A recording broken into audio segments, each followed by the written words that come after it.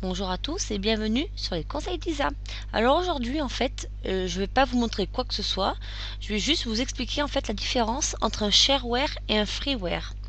Donc en anglais, logiciel c'est un software. Et en fait, un freeware ou un shareware, il y a une grande différence entre les deux.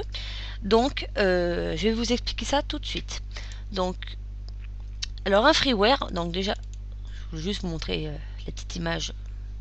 Voilà, ça c'est fait. Ensuite, alors je vais vous expliquer en fait la différence donc entre un freeware et un shareware. Un shareware en fait est un logiciel logiciel où vous avez vous pouvez l'utiliser en fait une durée limitée et après en fait on vous dit en fait d'acheter la version complète. Donc un exemple, j'ai pris l'exemple exprès de Photoshop. Donc sur le site 01net.com, oui, vous avez ça, vous tombez là-dessus. Quand vous faites Adobe Photoshop CC, vous cliquez dessus en fait, et quand vous cliquez dessus, vous tombez sur ça. Donc là, vous avez téléchargé la version gratuite, mais version gratuite ne veut pas dire version illimitée dans le temps. C'est une version gratuite qui est valable, comme c'est écrit ici, 30 jours. Et à partir de 30 jours, le logiciel ne sera plus en état de fonctionner normalement.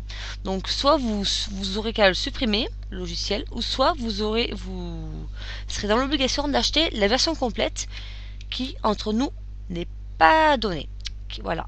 Donc là, on vous dit que c'est une licence démonstration, donc un shareware. Voilà. Ensuite, un freeware. Voici un autre exemple. Le logiciel Photoscape que je possède. Donc, on vous dit ici que la licence est gratuite. Donc ça, ce logiciel est un logiciel gratuit dans le temps. Vous n'avez pas de durée limitée pour l'essayer. Et là, vous pouvez télécharger directement la version complète. Voilà. Donc là, on vous dit gratuit. Et on vous pose aucune limitation aucune limite dans le temps. Donc voilà. J'espère que cette petite explication entre guillemets a été claire.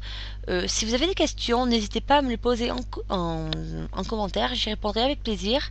Et je vous retrouve pour un nouveau tuto sur les conseils d'Isa. Pour être au courant des dernières actualités sur les conseils d'Isa, vous pouvez me retrouver sur Facebook, sur Twitter, sur YouTube ainsi que sur Tumblr. Tous les liens seront postés comme d'habitude dans la partie plus d'informations. Je vous dis à bientôt sur les conseils d'Isa.